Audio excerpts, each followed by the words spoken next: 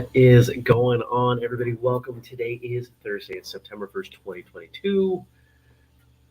My name is Jeremy, and this is my first cup. This is going to be really hot, isn't it? Nope, drinkable. Fortunate. Good morning to Mark and Dennis and Stacy and John and Jenny and all the rest of you. Whether you're watching live later or listening, thanks for coming by. As you can see, I'm in a hotel room. I got some work projects going on today. I've got one frustratingly in the middle of the day meeting that I'll have to come back to the hotel for, but that's okay. I'm glad to be here. Glad to be here with all of you, and very thankful that they had coffee in the lobby because the K-Cups. Here, let me show you this. This is what they gave me for K-Cups. When I checked in, I asked about the coffee situation. The woman at the front desk was like, "Oh, you have K-Cups in the morning, like already in your room." Oh, this wasn't tea. This was coffee. Oh, well, that's what you get for trying to figure out things in the morning. I thought this was tea, because who makes the top of a coffee cup yellow and 2 decafs? Well, I guess I had one, so whatever. Oh, you guys are having fun here. I like it. Dennis says, "Welcome to September, my friends. It's officially Christmas season." Is it though? September? I don't know. I feel like that's a little early, man. I can get down with Christmas overlapping with Thanksgiving, but I don't know if I can get down with it overlapping foliage. And all the trees still have their leaves. Can it really be Christmas? Good morning, Josh and Andy. Then it says decaf is not coffee. That is all. Well, it depends.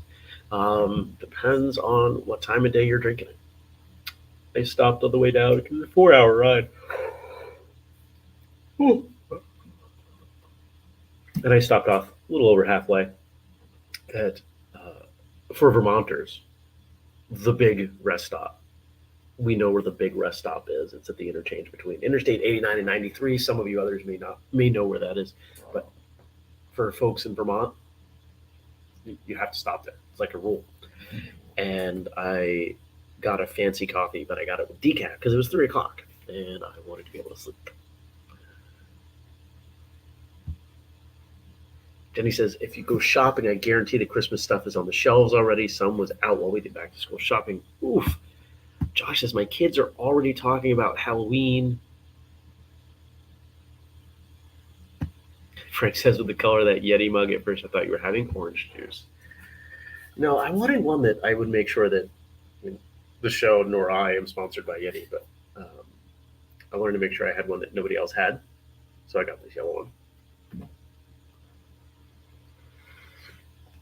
Plus, if you've ever used one, you know that this would double as a rather effective self-defense tool. You could bludgeon someone quite effectively. So today we've got a new episode of Martial Arts Radio. We can chat about that. Frank sent us over stuff about a rather famous man from history, today being his birthday. And we'll see where else we go. I had crazy dreams. So I went to bed. I'd watched about maybe a little bit less than the half of the new Jurassic Park movie, which if you're at all a fan of those movies, this one is so much fun because there's all these references to things that happened in past iterations of the movie, and you have to know the series well to pick up on it. There's little stuff, and you're like, oh, "That's from that one. That's from that one. That's from that one." There's even a scene that is referencing a non-Jurassic Park movie, and I don't remember which one it is. It was some poorly animated thing from when I was a kid. So I was pretty pumped about that. I will finish it, but it also meant I had weird dreams about being chased by dinosaurs in a museum. It was scary. But I've shared it on this show. What's my dream way to go out? Eaten by a T-Rex. Frank says they've had Halloween candy out for at least a week.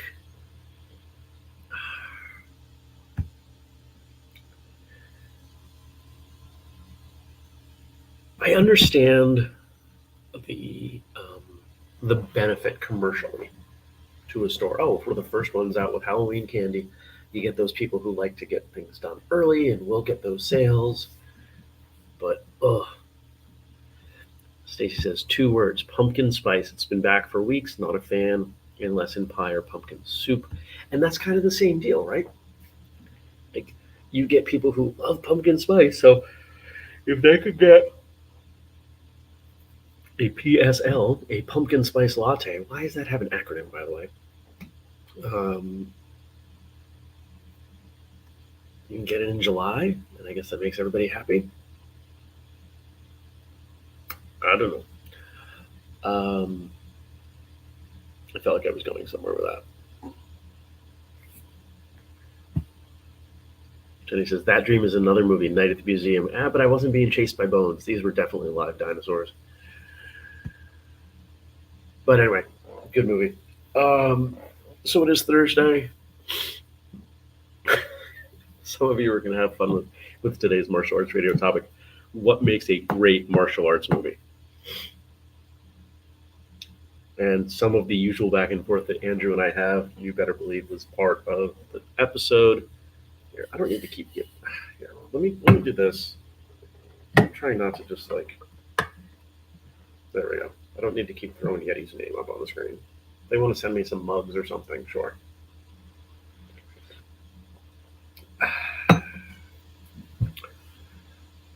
What makes for a great martial arts movie? And we unpack it. We talk about all the things that you need to have for a great martial arts movie. And I think honestly, because Andrew and I have gone back and forth on more or less this subject quite a bit.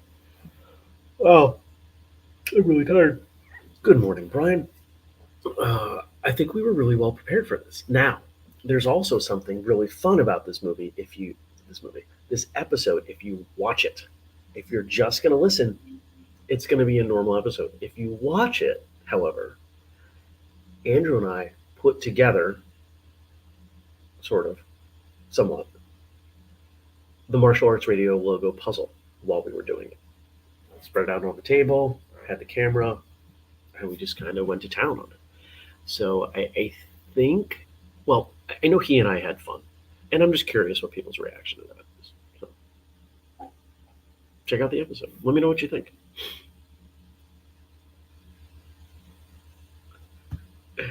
Jenny says, it's far too early for pumpkin spice. It needs to be October for that. I'm a huge pumpkin spice fan, but I have boundaries. All right, so here's the thing. If someone wants to drink a pumpkin spice latte in February, I don't care. If someone wants to buy Christmas stuff in March, that's fine. If someone wants to prepare for, I don't know, Thanksgiving in January, more power to them. I got stuff to worry about that's much more important. Brian's got an interview at 11 and in another department on the floor above me today. Here goes nothing. Good luck, bud.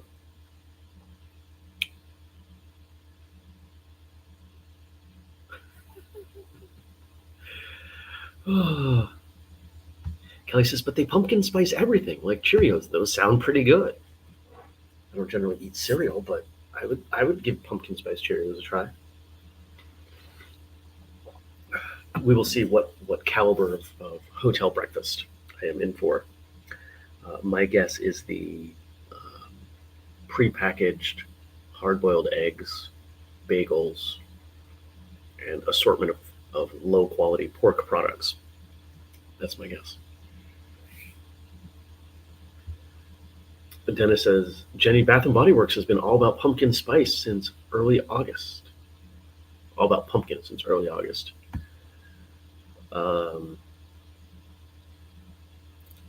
Like pumpkin lotions? Does that smell good? Is that something people want to smell like? I don't know. Not really my scene. She's getting all worked up this morning. She said, they need to calm themselves down. It's like she's talking to her toddler. Is there anything else to say? No, just drove down here yesterday, listened to an audiobook, went out for Mexican last night, and unlike most of the Mexican places in Vermont, a lot of the staff was speaking Spanish. So that was pretty cool.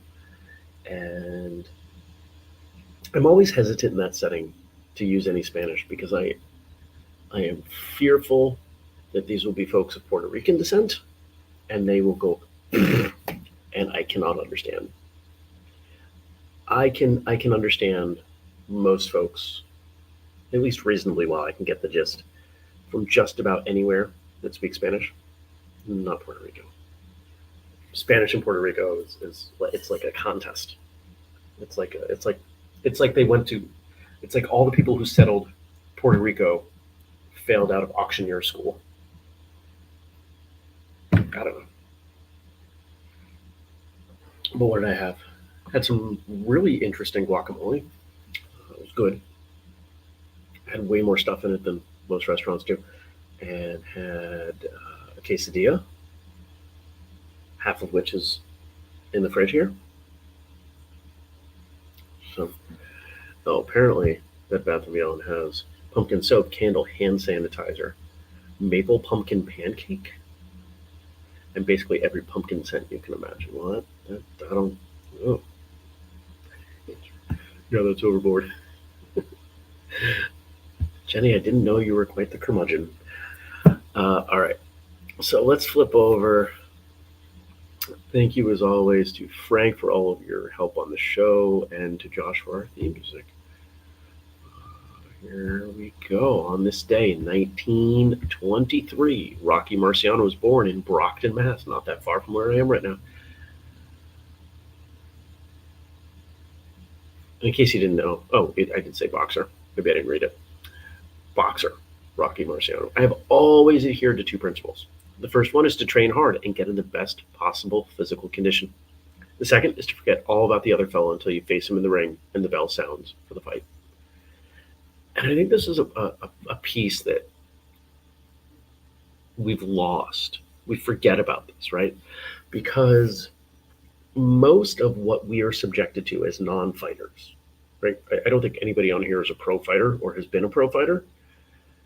We are conditioned through TV and movies and stuff that counts itself as news, talking about upcoming fights that people are thinking about their opponent. Oh, I'm going to do this person. It's the professional wrestling ification of so much of the world.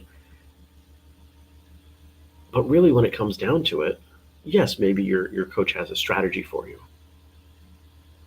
but that's it. The rest of it's up to you. How well you prepare is up to you. It has nothing to do with how well they prepare. Are you the best prepared you can be? If you do the best job you can, prepare and get out there, leave it all on the floor, you have nothing to be upset about.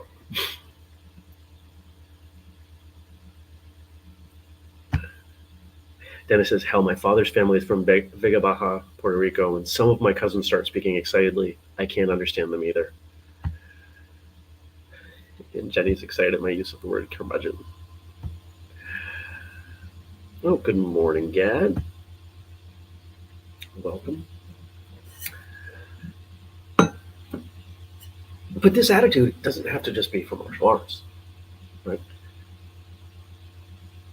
Whatever we do, we have way more control than anybody else over what we do. If I'm going to go in for a job interview, I have a lot of opportunity to prepare.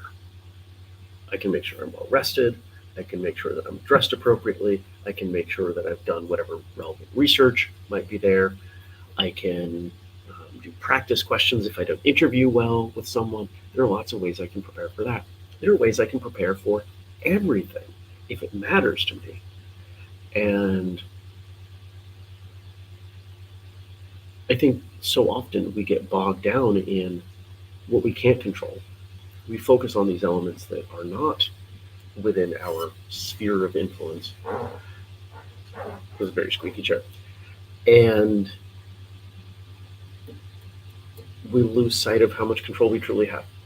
So, yeah, keep that in mind.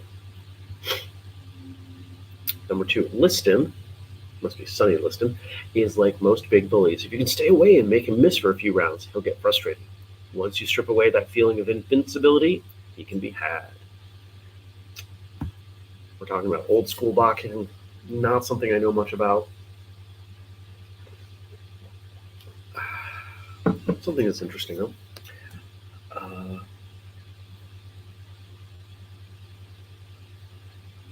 When bullies miss. My brain is not, I am not feeling connected yet this morning. It's going to probably take me another hour to fully wake up. I'm trying. I really am. I'm thinking about bullies and bullies in my past, and they have an expected outcome. They expect that when they attack you verbally or physically, that you're going to do something that they would expect. And when it's not what they expect, yeah, they're going to get frustrated, especially if there are other people around. I think one of the if I could go back, right? If I could deal with my bullies again, there are a few of them that would have received broken noses. But for the most part, it would have been indifference. If a bully picks on you and you just look at them, so? Is that the best you have? That's really it. Did you stay up all night coming up with that one? Stuff like that. They're going to get frustrated and heated. They're going to make poor decisions. And that's exactly what I want out of an opponent. And our last one here. Roland La Starza was tough, but Ezzard Charles was the toughest man I ever fought. I learned what pain was all about when I fought him. Now again, I don't know old school boxing, so I don't know. Actually, I don't even recognize those two names.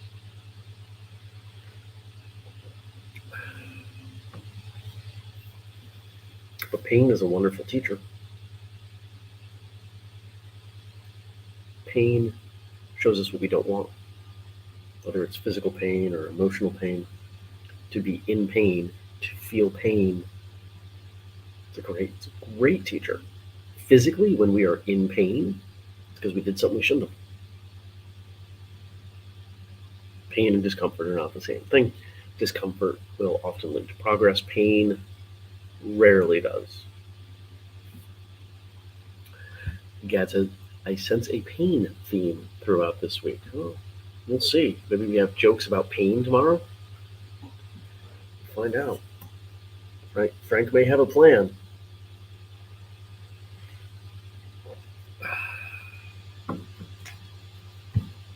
All right. I've run out of stuff. So I think we're going to wind down here. I appreciate all of you. Thanks for coming by. Oh, Cat says House of Pain. Oh, I got to read this one. Josh says, recorded a session with a dream guest for my podcast yesterday morning. It took 3 years to arrange. Do I have a better way to do this? No, I'm just looking to see if there's a better layout. No. Okay. Recorded a session with a dream guest for my podcast yesterday morning. It took 3 years to arrange and an immense amount of preparation. And I remember being nervous right before letting them in from the Zoom waiting room. But in the end, I figured, like the Rocky Marciano quote, to let things proceed as they would, and took a few deep breaths, pressed the button, and we had a great conversation. Well, congratulations, Josh. I know that feeling well, as I know you know. Super excited for you, man. And look forward to hearing more when it comes out. Frank says, we've talked about Ezzard Charles on the show before. He's from Cincinnati. Frank's from Cincinnati. There's a statue of him here. Stacy says, as repeatedly told, pain is weakness leaving the body. And it says, pumpkin spice is pain. Maybe House of Pain could come back and do one last album, House of Pumpkin Spice. No one would buy that album. Well, actually, people would be interested. All right. Oh, and the last thing I will say, I was sitting at dinner, and as you might imagine, my brain was going a mile a minute because it does that. And the fact that I was a little bit separate from my day to day, which is why I'm here. The projects that I'm working on the fall and winter apparel lines for Whistlekick. I can't do this at home. So I am near the best shopping in New England. I posted this on my personal Facebook a month ago, maybe 6 weeks ago. I said, "Where's the best shopping in New England?" And people really struggle to answer that question, and I found that really fascinating. People know, like everybody knows what I mean. I had people saying, you know, this small local store. I don't mean for one thing. I mean shopping. Well, what are you shopping for? Everything. Shopping. It's a great shopping destination. So that's why I'm here. Um, I am near Rentham, Rentham Outlets, which have the highest end stores in New England as a collection, it seems. So I'm going to get good ideas from stores that actually care about things, as opposed to Walmart and Target, which are my options back home. So I'm going to work on that.